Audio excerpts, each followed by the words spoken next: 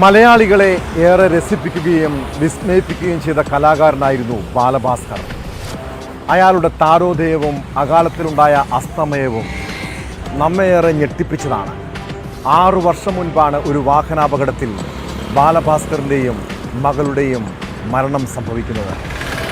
സ്വാഭാവിക അപകടമരണമായി ആദ്യം കരുതിയെങ്കിലും 2018 സെപ്റ്റംബർ 25 പുലർച്ചെയുണ്ടായ അപകടത്തിൽ പല ദുരൂഹതകളുമുണ്ട്.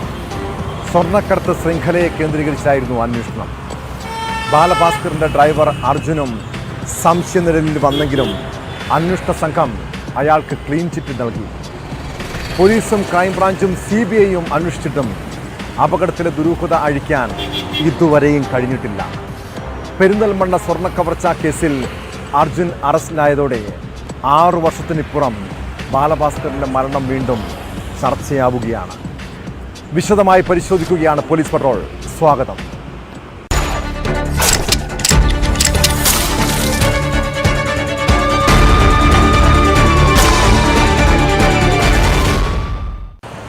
വയലിനിസ്റ്റ് ബാലഭാസ്കറിൻ്റെ മരണത്തിൽ സ്വർണ്ണക്കടത്ത് സംഘങ്ങൾക്ക് ബന്ധമുണ്ടെന്ന് തുടക്കം മുതൽ ചില ആരോപണങ്ങൾ ഉയർന്നതാണ്. ആ സംശയം ബലപ്പെടുന്ന രീതിയിലുള്ള വിവരങ്ങളാണ് ഇപ്പോൾ പുറത്തു വരുന്നത്. പെരിന്തൽമണ്ണയിൽ ജ്വല്ലറി ഉടമകളെ ആക്രമിച്ച് 3.5 കിലോ സ്വർണം കവർന്ന കേസിൽ ബാലഭാസ്കറിൻ്റെ മുൻ ഡ്രൈവറും അറസ്റ്റിലായവരിലുണ്ട്. ബാലഭാസ്കർ മരിക്കാനിടയായ അപകടമുണ്ടായപ്പോൾ കാർ ഓടിച്ചിരുന്നത് അർജുനായിരുന്നു. താനല്ല കാർ ഓടിച്ചിരുന്നതെന്ന് ആദ്യം നൽകിയ കള്ളമൊഴി അർജുനെ സംശയനിഴലിലാക്കിയെങ്കിലും അന്വേഷണ സംഘങ്ങൾ അയാൾക്ക് അന്ന് ക്ലീൻ ചിറ്റ് നൽകിയതാണ്. അർജുൻ ഇപ്പോൾ സ്വർണ്ണക്കവർച്ച കേസിൽ അറസ്റ്റിലായപ്പോൾ പഴയ ആരോപണങ്ങൾ വീണ്ടും ചർച്ചയാവുകയാണ്.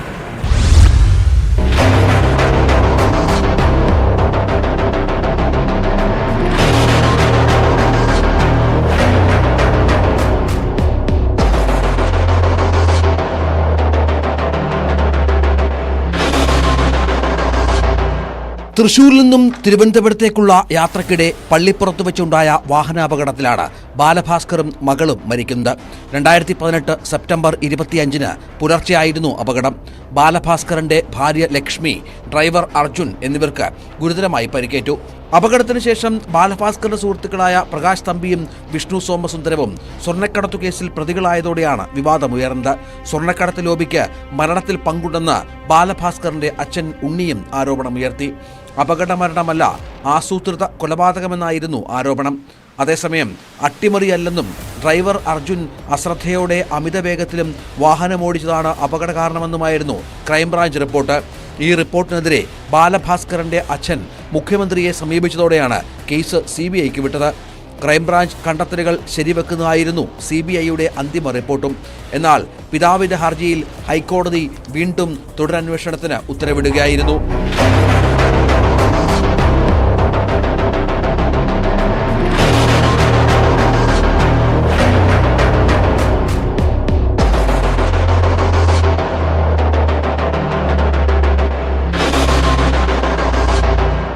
പെരിന്തൽമണ്ണ സ്വർണ്ണക്കവർച്ചയിൽ അർജുൻ അറസ്റ്റിലായതോടെ ബാലഭാസ്കറിന്റെ മരണം സംബന്ധിച്ചുയർന്ന ആരോപണങ്ങൾ വീണ്ടും ചർച്ചയാവുകയാണ്.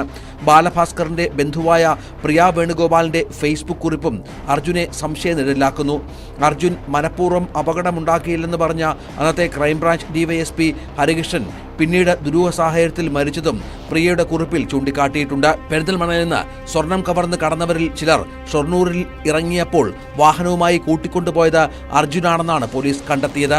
പ്രതികളെ രക്ഷപ്പെടാൻ സഹായിക്കുകയും ഗൂഢാലോചനയിൽ പങ്കെടുക്കുകയും ചെയ്തതാണ് അർജുനെതിരായ കുറ്റം. ബാലഭാസ്കറിന്റെ മരണത്തിന് മുൻപ് അലക്ഷ്യമായി വാഹനമോടിച്ചതിന് ഒരു കേസ് മാത്രമാണ് അർജുന്റെ പേരിൽ ഉണ്ടായിരുന്നത്. പിന്നീട് അടിപിടിയടക്കം പല കേസുകളിലും അർജുൻ പ്രതിയായിട്ടുണ്ടെന്ന് പെരിന്തൽമണ്ണ DYSP പറഞ്ഞു. 18-ന് ശേഷമുള്ളത് പിന്നെ 20-നും 23-ലൊക്കെയാണ് കേസുകളുള്ളത്. 18-ലുണ്ട്, പിന്നെയുള്ള 2 കേസ് 2 അടിപിടി കേസാണ്. അത് 20-ലും 23-ലാണ്. ടോട്ടൽ 5. പിന്നെ 2 കേസുകൾ പറയുന്നുണ്ട്. 2 കൊല്ലം മുമ്പത്തെ അതിൻ്റെ ഡീറ്റെയിൽസ് നമുക്ക് കിട്ടുന്നേ ഉള്ളൂ. 2 റോബറി കേസുണ്ടെന്ന് പറയുന്നു. ഇതുപോലെ തന്നെ വണ്ടി ഓടിക്കാൻ പോയിട്ട് കവർച്ച കേസിന് വണ്ടി ഓടിക്കാൻ പോയിട്ട് 2 കേസ് ഉണ്ടെന്നാലും പറഞ്ഞിട്ടുണ്ട്. അതിൻ്റെ ഡീറ്റെയിൽസ് നമുക്ക് കിട്ടുന്നുണ്ട്. തൃശൂർ സ്വദേശിയായ 28-കാരൻ അർജുന് ക്രിമിനൽ സംഘങ്ങളുമായുള്ള ബന്ധം വ്യക്തമാക്കുന്നതാണ് ഇപ്പോഴത്തെ അറസ്റ്റ്. അതേസമയം ഇതുകൊണ്ട് മാത്രം ബാലഭാസ്കറിന്റെ മരണത്തിൽ അർജുന് എന്തെങ്കിലും പങ്കുണ്ടെന്ന് കരുതാനാകില്ലെന്ന് അന്വേഷണ ഉദ്യോഗസ്ഥർ വ്യക്തമാക്കുന്നു. അപകടം നടക്കുമ്പോൾ കാർ ഓടിച്ചത് ബാലഭാസ്കറാണെന്ന് വരുത്താൻ അർജുൻ ശ്രമിച്ചിരുന്നതാണ് ഇയാളെ അന്ന് സംശയം നിലനിർത്തിയ കാര്യം. പിന്നീട് ശാസ്ത്രീയ പരിശോധനകളിലൂടെ കാർ ഓടിച്ചത് അർജുനായിരുന്നുവെന്ന് കണ്ടെത്തി. കാർ അപകടത്തിൽ തുടരന്വേഷണത്തിന് ഹൈക്കോടതി ഉത്തരവിട്ടത് കഴിഞ്ഞ വർഷമാണ്. ബാലഭാസ്കറിന്റെ പിതാവ് നൽകിയ ഹർജിയിലായിരുന്നു ഉത്തരവ്. തുടരന്വേഷണത്തിന് ഉത്തരവിടുന്നതിലേക്ക് കോടതിയെ നയിച്ചത് കേസുമായി ബന്ധപ്പെട്ട് നിലനിൽക്കുന്ന ചില സംശയങ്ങളാണ്. 2 പേർ മരിക്കുന്നതിനും ഒരാൾക്ക് ഗുരുതര പരിക്കേൽക്കുന്നതിനും ഇടയാക്കിയ അപകടത്തിൽ വാഹനമോടിച്ചിരുന്ന അർജുന് താരതമ്യേന ചെറിയ പരിക്കുണ്ടായതാണ് കോടതി ചൂണ്ടിക്കാട്ടിയ പ്രധാന വിഷയം. ബാലഭാസ്കറിന്റെ മരണത്തിൽ 6 വർഷം കഴിഞ്ഞിട്ടും ദുരൂഹതകൾ തുടരുകയാണ്. പുതിയ സംഭവവികാസങ്ങളുടെ അടിസ്ഥാനത്തിൽ സ്വർണ്ണക്കടത്ത് സംഘങ്ങളുടെ പങ്കിനെപ്പറ്റി വീണ്ടും അന്വേഷിക്കണമെന്നാണ് ബാലഭാസ്കറിന്റെ ബന്ധുക്കളുടെ ആവശ്യം.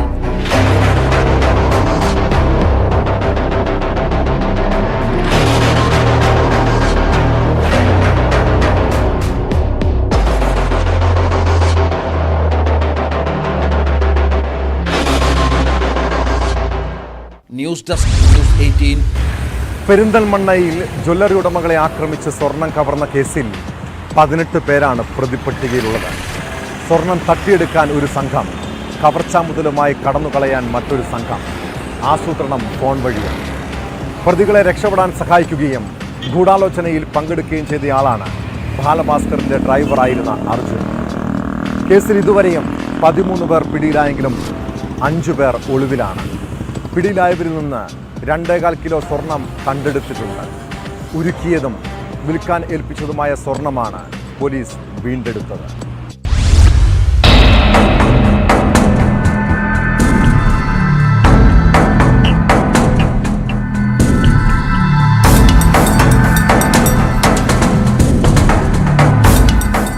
കിലോയോളം സ്വർണമാണ് പെരിന്തൽമണ്ണയിലെ സ്വർണ്ണ വ്യാപാരികളായ സഹോദരങ്ങളിൽ നിന്ന് അക്രമി സംഘം തട്ടിയെടുത്തത്.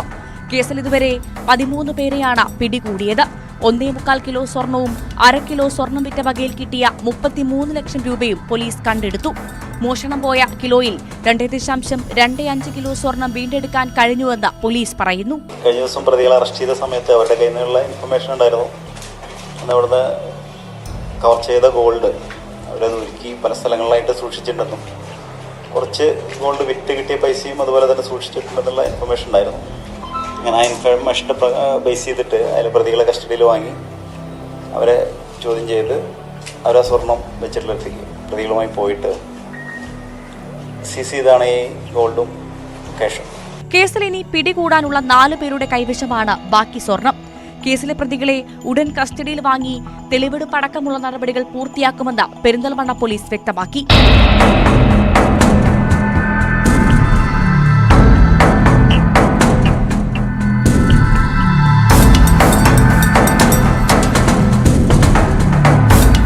ന്യൂസ് 18 മലപ്പുറം.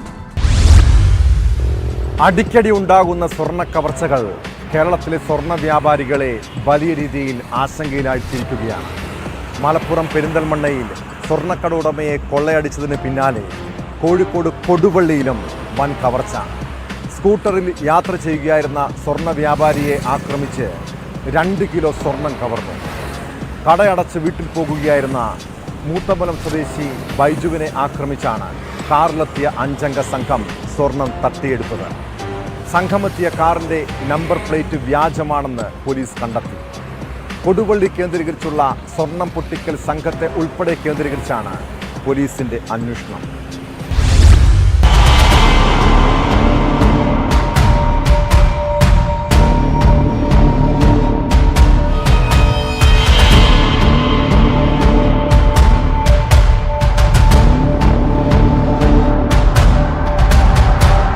പെരിന്തൽമണ്ണയിൽ വ്യാപാരികളെ ആക്രമിച്ച് സ്വർണം തട്ടിയെടുത്തത് ഒരാഴ്ച പിന്നിടുമ്പോഴാണ് സമാന ആക്രമണം കൊടുവള്ളിയിലും നടന്നത്. കൊടുവള്ളിയിൽ ജുവലറി നടത്തുന്ന ബൈജുവാണ് ആക്രമിക്കപ്പെട്ടത്. രാത്രി 9:30 കട അടച്ച ശേഷം സ്കൂട്ടറിൽ വീട്ടിലേക്ക് മടങ്ങുകയായിരുന്നു ബൈജു. കാറിൽ പിന്തുടർന്ന 5-അംഗ സംഘം മുതമ്പലത്ത് വെച്ച് സ്കൂട്ടർ ഇടിച്ചു വീഴ്ത്തി. റോഡിൽ വീണ ബൈജുവിനെ കത്തി കാണിച്ച് ഭീഷണിപ്പെടുത്തുകയും ആക്രമിക്കുകയും ചെയ്ത സംഘം ബാഗ് കൈക്കലാക്കി കടന്നു കളഞ്ഞു. ഒരു വെള്ള വണ്ടി വന്ന് തട്ടിച്ചാണ് ബാഗ് എടുത്ത്. എത്ര മണിക്ക് സംഭവം? ഒരു 10 മണി.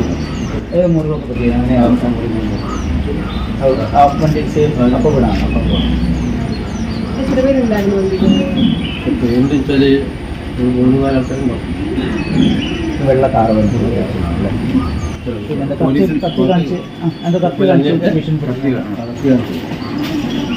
പോലീസിന്റെ അന്വേഷണം നടക്കുന്നുണ്ട്. അത് പിന്നെ അതിന്റെ രീതിയിൽ നടക്കുന്നു. അതുകൊണ്ട് അന്വേഷണത്തിൽ പോലീസ് ബാക്കി കാര്യങ്ങൾ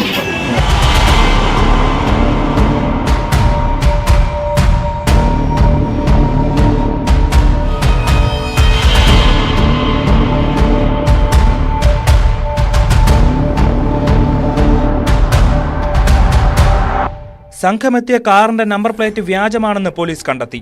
താമരശ്ശേരി ഡിവൈഎസ്പിയുടെ നേതൃത്വത്തിലുള്ള പ്രത്യേക സംഘം അന്വേഷണം ഊർജിതമാക്കി. CCTV ക്യാമറകൾ ഉൾപ്പെടെ പോലീസ് പരിശോധിക്കുന്നുണ്ട്.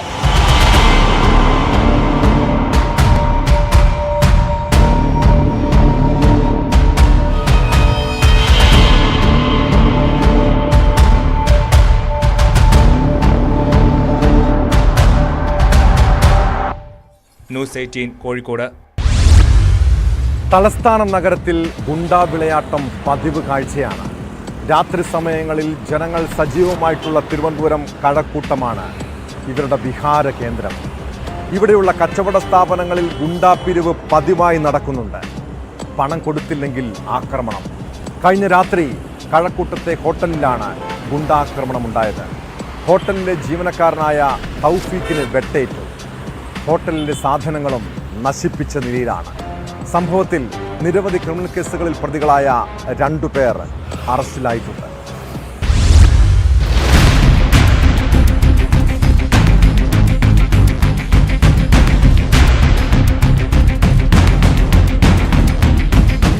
കഴക്കൂട്ടത്തെ കൽപ്പാത്തി ഹോട്ടലിൽ ആക്രമണമുണ്ടായത്. ഹോട്ടൽ ജീവനക്കാരനായ വെഞ്ഞാറമൂട് സ്വദേശി തൗഫീഖ് റഹ്മാന് വെട്ടേറ്റു. നിരവധി കേസുകളിൽ പ്രതിയായ കഴക്കൂട്ടം സ്വദേശി വിജീഷ്, സഹോദരൻ വിനീഷ് എന്നിവരാണ് ആക്രമിച്ചത്. വെട്ടുകത്തികൊണ്ട് കഴുത്തിൽ വെട്ടിയത് തൗഫീഖ് തടഞ്ഞു. ഇതോടെ കൈയിലാണ് വെട്ടേറ്റത്. ഇയാൾ തിരുവനന്തപുരം മെഡിക്കൽ കോളേജ് ആശുപത്രിയിൽ ചികിത്സയിലാണ്. അക്രമം നടത്തിയ ശേഷം രക്ഷപ്പെട്ട പ്രതികളെ ഉടൻ തന്നെ പോലീസ് പിടികൂടി.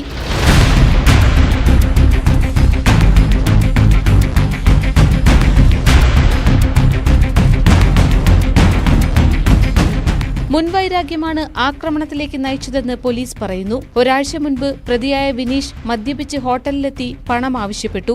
ഇത് തർക്കത്തിനിടയാക്കി. ആ വിരോധത്തിലാണ് ഇപ്പോഴത്തെ ആക്രമണം. ഹോട്ടലിലെ സാധനങ്ങളും ഇവർ നശിപ്പിച്ചു. കഴക്കൂട്ടം, തുമ്പ, കഠിനംകുളം സ്റ്റേഷനുകളിൽ വധശ്രമം അടക്കമുള്ള കേസുകളിൽ പ്രതികളാണ് വിജീഷും വിനീഷും.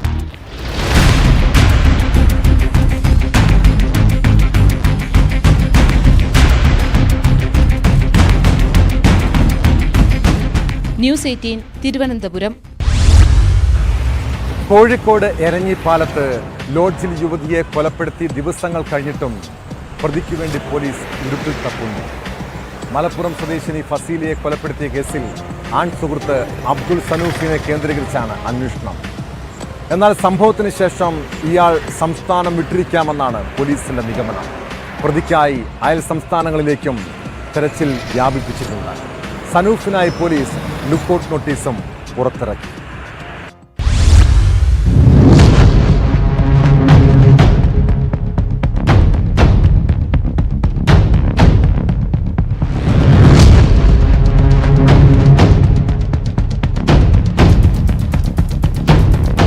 ഫസീല കൊലക്കേസ് പ്രതി അബ്ദുൾ സനൂഫ് കേരളം വിട്ടെന്നുറപ്പിക്കുകയാണ് പോലീസ്. ഇയാൾ സഞ്ചരിച്ച കാർ പാലക്കാട് ചക്കന്തറയിൽ കണ്ടെത്തി. ഇതോടെ തമിഴ്നാട്ടിലേക്കോ കർണാടകയിലേക്കോ പ്രതി കടന്നേക്കാമെന്നാണ് നിഗമനം. അന്വേഷണം കൂടുതലിടത്തേക്ക് വ്യാപിപ്പിച്ചു. സനൂഫിനായി ലുക്കൌട്ട് നോട്ടീസും പുറത്തിറക്കി. പ്രതി ലോഡ്ജിൽ നൽകിയ വിലാസവും ഫോൺ നമ്പറും വ്യാജമാണെന്നും പോലീസ് കണ്ടെത്തി.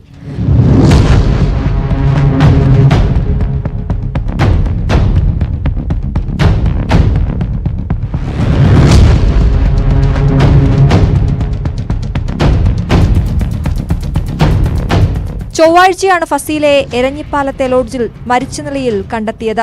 തൃശൂർ സ്വദേശി അബ്ദുൾ സനൂഫിനൊപ്പം ഞായറാഴ്ച ലോഡ്ജിൽ മുറിയെടുക്കുകയായിരുന്നു. സനൂഫ് തിങ്കളാഴ്ച രാത്രി ലോഡ്ജിൽ നിന്നും പുറത്തേക്ക് പോയി. പിന്നീട് ഇയാളെ കണ്ടെത്താനായിട്ടില്ല.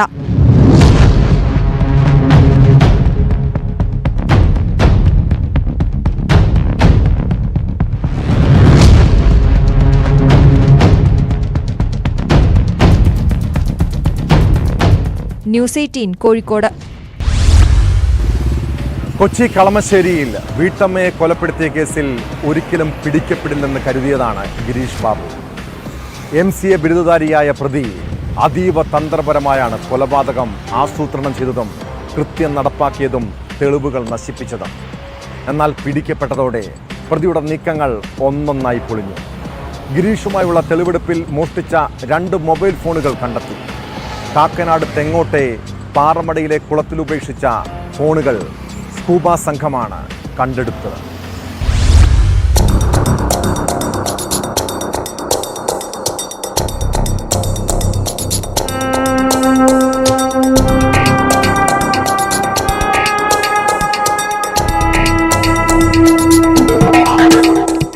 ഈ മാസം 17-നാണ് ജെയ്സി എബ്രഹാമിനെ അപ്പാർട്ട്മെന്റിൽ മരിച്ച നിലയിൽ കണ്ടെത്തിയത്. കേസിന്റെ തുടക്കത്തിൽ തന്നെ പോലീസിന് കൊലപാതകമാണെന്ന് വ്യക്തമായിരുന്നു.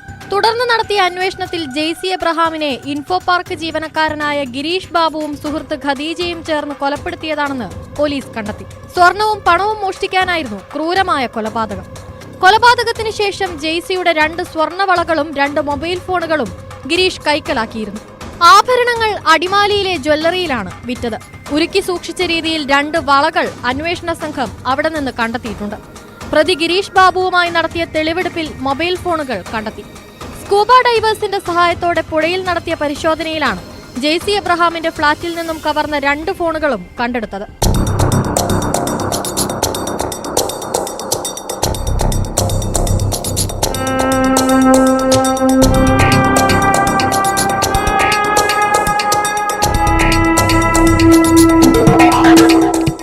സാമ്പത്തിക ബാധ്യതകൾ ഉണ്ടായിരുന്ന ഗിരീഷ് ഖദീജയുമായി ആസൂത്രണം ചെയ്ത് കൃത്യം നടത്തിയെന്നാണ് പോലീസിന്റെ അന്വേഷണത്തിൽ തെളിഞ്ഞത്. കൊലപാതകം നടന്ന് 7 ദിവസത്തിന് ശേഷമാണ് പ്രതി ഗിരീഷിനെയും ഖദീജയെയും പോലീസ് അറസ്റ്റ് ചെയ്തത്. ജെയ്സി എബ്രഹാമിന്റെ സുഹൃത്തുക്കളാണ് ഗിരീഷ് ബാബുവും ഖദീജയും. റിമാൻഡിലായിരുന്ന പ്രതിയെ ചൊവ്വാഴ്ച കളമശ്ശേരി പോലീസ് കസ്റ്റഡിയിൽ വാങ്ങിയിരുന്നു. ഇതിന് പിന്നാലെയാണ് പോലീസ് തെളിവെടുപ്പുമായി മുന്നോട്ടു പോകുന്നത്.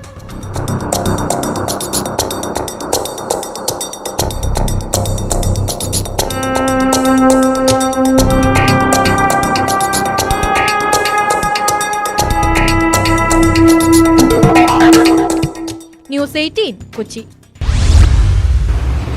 മുംബൈയിൽ എയർ ഇന്ത്യ പൈലറ്റ് സൃഷ്ടി തുലിയുടെ മരണത്തിൽ കൂടുതൽ വിവരങ്ങൾ പുറത്ത്. യുവതിയുടെ കാമുകൻ ആദിത്യ പണ്ഡിറ്റിനെതിരെ ഗുരുതര ആരോപണങ്ങളുമായി സൃഷ്ടിയുടെ കുടുംബം രംഗത്തെത്തിയിട്ടുണ്ട്. യുവതിയെ ആദിത്യ പരസ്യമായി അപമാനിച്ചെന്നും മാനസികമായി പീഡിപ്പിച്ചെന്നും പണം തട്ടിയെടുത്തെന്നുമാണ് ആരോപണം. മരണത്തിന് 15 മിനിറ്റ് മുൻപ് സൃഷ്ടി തങ്ങളെ ഫോണിൽ വിളിച്ചതായും സന്തോഷവതിയായി സംസാരിച്ചതായും കുടുംബം വെളിപ്പെടുത്തുന്നു.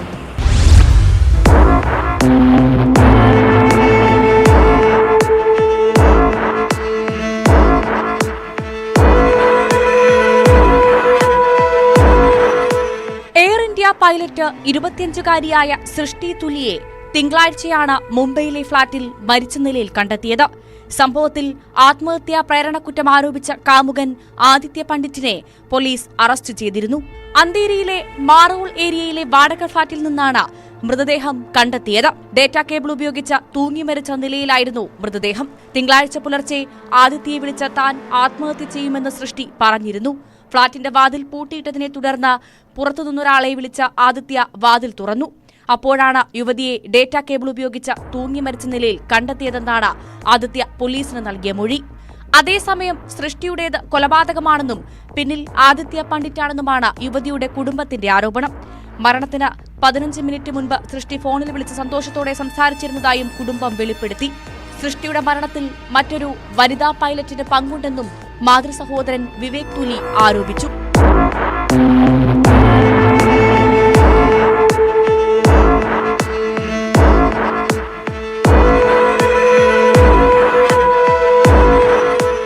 സൃഷ്ടിയെ ആദിത്യ പരസ്യമായി അപമാനിക്കുകയും ഉപദ്രവിക്കുകയും ചെയ്തിരുന്നു. നടുറോഡിൽ കാറിൽ നിന്ന് ഇറക്കി വിട്ടിട്ടുണ്ട്. നോൺ വെജിറ്റേറിയൻ ഭക്ഷണം കഴിക്കരുതെന്നാവശ്യപ്പെട്ടും സമ്മർദ്ദത്തിലാക്കിയിരുന്നു.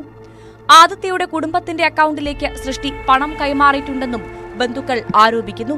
ഉത്തർപ്രദേശ് സ്വദേശിയായ സൃഷ്ടി കഴിഞ്ഞ ജൂൺ മുതലാണ് മുംബൈയിൽ താമസിക്കുന്നത്. 2 വർഷം മുൻപ് ഡൽഹിയിൽ കൊമേഴ്ഷ്യൽ പൈലറ്റ് കോഴ്സിന് പഠിക്കുന്നതിനിടെയാണ് ഇവർ ആദിത്യയെ പരിചയപ്പെട്ടത്. സൃഷ്ടിയുടെ കുടുംബത്തിന്റെ പരാതിയെ തുടർന്നാണ് ആദിത്യ അറസ്റ്റിലായത്. കോടതിയിൽ ഹാജരാക്കിയ ആദിത്യയെ ഈ മാസം 29 വരെ പോലീസ് കസ്റ്റഡിയിൽ വിട്ടിരിക്കുകയാണ്.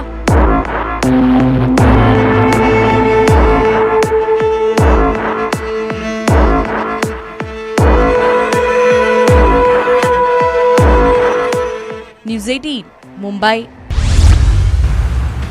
തിരുവനന്തപുരം ഉദയൻകുളങ്ങരയിൽ ക്ഷേത്രത്തിൽ മോഷ്ടാക്കളുടെ ശല്യം അതിരൂക്ഷമാണ്. കവർച്ചാശ്രമം പതിവായതോടെ നാട്ടുകാർ കള്ളനെ പിടികൂടാൻ തന്നെ തീരുമാനിച്ചു.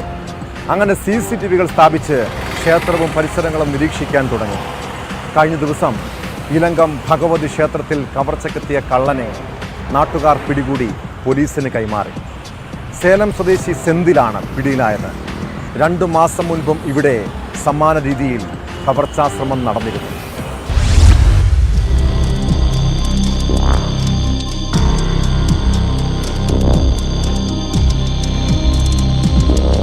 വള്ളുകോട്ടുകോണം ഇലങ്കം ഭഗവതി ക്ഷേത്രത്തിൽ കവർച്ചയ്ക്കെത്തിയ സേലം സ്വദേശിയെയാണ് CCTV ചതിച്ചത്. പ്രതി ക്ഷേത്രത്തിന്റെ മതിൽ ചാടിക്കടന്നതോടെ ക്ഷേത്ര ഭാരവാഹികളുടെ മൊബൈലിലേക്ക് CCTVയിൽ നിന്ന് സന്ദേശം ലഭിച്ചു. ഇതോടെ സംഘടിച്ചെത്തിയ നാട്ടുകാരാണ് മോഷ്ടാവിനെ പിടികൂടിയത്. സേലം സ്വദേശി സെന്തിലിനെ നാട്ടുകാർ പോലീസിന് കൈമാറി. ഇന്നലെ രാത്രി ഒരു 11:45 നമ്മുടെ ക്ഷേത്രത്തിലെ ഒരു മോഷണ ശ്രമം നടന്നു. മോഷ്ടാവ് ക്ഷേത്രത്തിനകത്ത് കയറുകയും CCTV ക്യാമറയിൽ പതിയുകയും അതിൽ പ്രകാരം ക്ഷേത്രത്തിൻ്റെ ഫോണിൽ വന്ന മെസ്സേജ് ക്ഷേത്രത്തിൻ്റെ സെക്രട്ടറി ഹരികുമാർ പല നമ്മുടെ കമ്മിറ്റി മെമ്പേഴ്സിനും നാട്ടുകാർക്കുമൊക്കെ കൈമാറ്റം ചെയ്തു. അതിലെത്തി നാട്ടുകാരെല്ലാം ഒത്തൊരുമയായി കൂടി വരികയും പാറശാല പോലീസിൻ്റെ സമയോചിതമായ ഇടപെടൽ പാറശാല HSO നമ്മുടെ വേറപ്പ് സാറ് എൻ്റെ നേതൃത്വത്തിൽ പ്രതിയെ നാട്ടുകാരും ചേർന്ന് പിടികൂടി.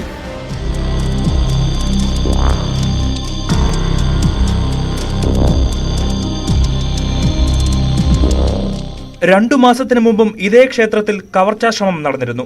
കാണിക്ക വഞ്ചി കുത്തി തുറക്കാൻ ശ്രമിച്ച മോഷ്ടാവ് അന്ന് പരിസരവാസികൾ ഉണർന്നതിനെ തുടർന്ന് ഓടി രക്ഷപ്പെടുകയായിരുന്നു. ഇതോടെയാണ് ക്ഷേത്രത്തിൽ CCTV സ്ഥാപിച്ചത്.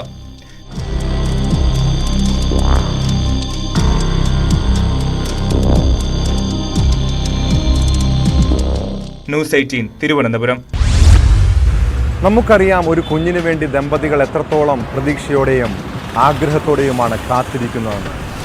ഇതുപോലെ 9 മാസത്തെ കാത്തിരിപ്പിന് ശേഷം ആലപ്പുഴ സ്വദേശികളായ സുറുമി അനീഷ് ദമ്പതികൾക്ക് ഒരു കുഞ്ഞുണ്ടായി. അതവർക്ക് സന്തോഷത്തിൻ്റെ ദിവസമായിരുന്നില്ല. കുഞ്ഞിൻ്റെ ചെവിയും കണ്ണും യഥാസ്ഥാനത്തല്ല, വായ തുറക്കുന്നില്ല, കാലിനും കൈക്കും വളവുണ്ട്. എന്നാൽ സ്കാനിങ്ങിൽ യാതൊരു കുഴപ്പവുമില്ലെന്നാണ് ഡോക്ടർമാർ ദമ്പതികളെ അറിയിച്ചത്. ഇന്നീ ദമ്പതികളുടെ കണ്ണീരിന് കാരണം 4 ഡോക്ടർമാരാണ്. നവജാത ശിശുവിന് അസാധാരണ വൈകല്യങ്ങളുണ്ടായ സംഭവത്തിൽ 4 പേർക്കെതിരെയും ആലപ്പുഴ സൗത്ത് പോലീസ് കേസെടുത്തു. രക്ഷിതാക്കളുടെ പരാതിയിൽ ആരോഗ്യവകുപ്പ് അന്വേഷണം തുടങ്ങിയിട്ടുണ്ട്.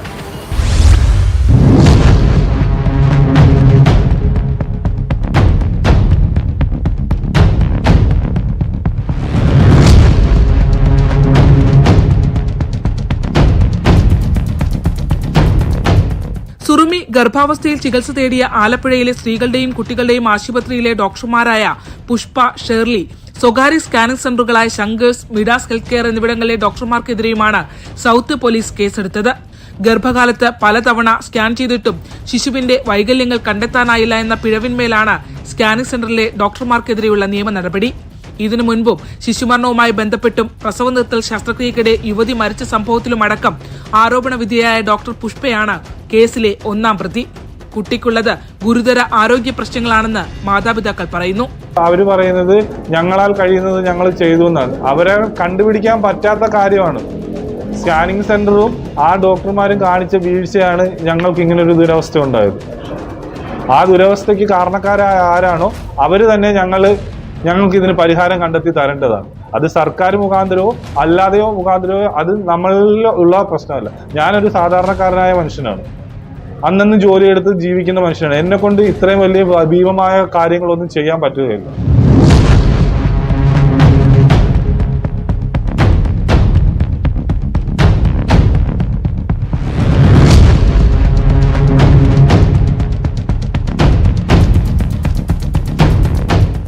നവംബർ 2-നാണ് സുറുമിയുടെ പ്രസവ ശസ്ത്രക്രിയ WNC ആശുപത്രിയിൽ തീരുമാനിച്ചിരുന്നത്.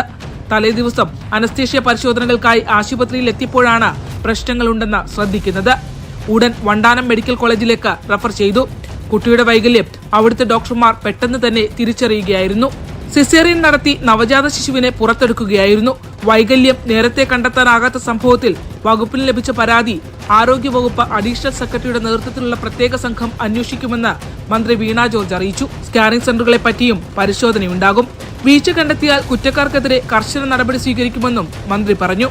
അതേസമയം നവജാത ശിശുവിന് വൈകല്യമുണ്ടായ സംഭവത്തിൽ ലീഗിന്റെ നേതൃത്വത്തിൽ ആശുപത്രിയിലേക്ക് മാർച്ചും ഉപരോധവും സംഘടിപ്പിച്ചു.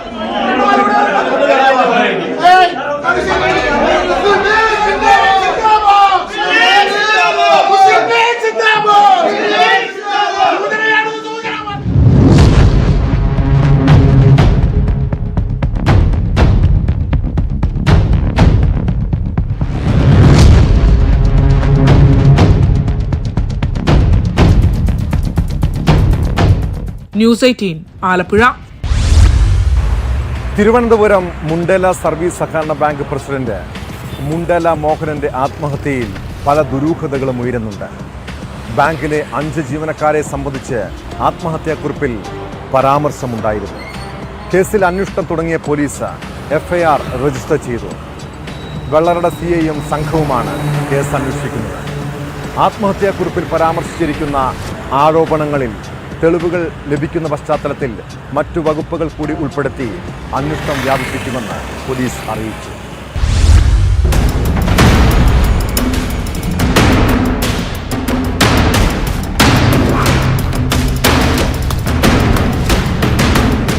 ഭാരതീയ ന്യായ സംഹിതയിലെ 194 വകുപ്പ് ചുമത്തിയാണ് മുണ്ടേല മോഹനന്റെ ആത്മഹത്യയിൽ വെള്ളറട പോലീസ് കേസ് രജിസ്റ്റർ ചെയ്തത്. മോഹനന്റെ ആത്മഹത്യാക്കുറിപ്പിൽ പരാമർശിച്ചിരിക്കുന്ന വെള്ളറട ശശി ഉൾപ്പെടെയുള്ള ബാങ്കിലെ 5 ജീവനക്കാരെ സംബന്ധിച്ച ആരോപണങ്ങളിലും പോലീസ് വിശദമായ അന്വേഷണം തുടങ്ങി. താൻ ജീവനൊടുക്കുന്നതിന്റെ കാരണക്കാർ ഇവരാണെന്നായിരുന്നു ആത്മഹത്യാക്കുറിപ്പിലെ പരാമർശം. മുണ്ടയിലെ രാജീവ് ഗാന്ധി കോഓപ്പറേറ്റീവ് സൊസൈറ്റി തകർന്നുവെന്ന വ്യാജ പ്രചാരണത്തിന് പിന്നിൽ ബാങ്ക് ജീവനക്കാർ ഉൾപ്പെട്ട 5 അംഗ സംഘത്തിന്റെ ഗൂഢാലോചന ഉണ്ടെന്നും കത്തിൽ പരാമർശിച്ചിരുന്നു. മോഹനന്റെ ആത്മഹത്യയിൽ സമഗ്രമായ അന്വേഷണം ആവശ്യപ്പെട്ട് അദ്ദേഹത്തിന്റെ പെൺമക്കൾ കഴിഞ്ഞ ദിവസം DGPക്ക് പരാതി നൽകിയിരുന്നു. ആരോപണ വിധേയർക്ക് രാഷ്ട്രീയ സ്വാധീനം ഉള്ളതിനാൽ ഉന്നതതല അന്വേഷണം നടത്തണമെന്നായിരുന്നു ആവശ്യം.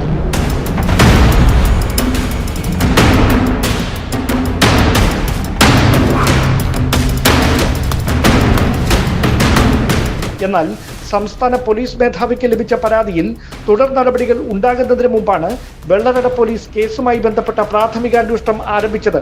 കഴിഞ്ഞ 20-ാം തീയതിയാണ് മുണ്ടേല മോഹനനെ അമ്പൂരിക്കടുത്തുള്ള റിസോർട്ടിൽ ആത്മഹത്യ ചെയ്ത നിലയിൽ കണ്ടെത്തിയത്.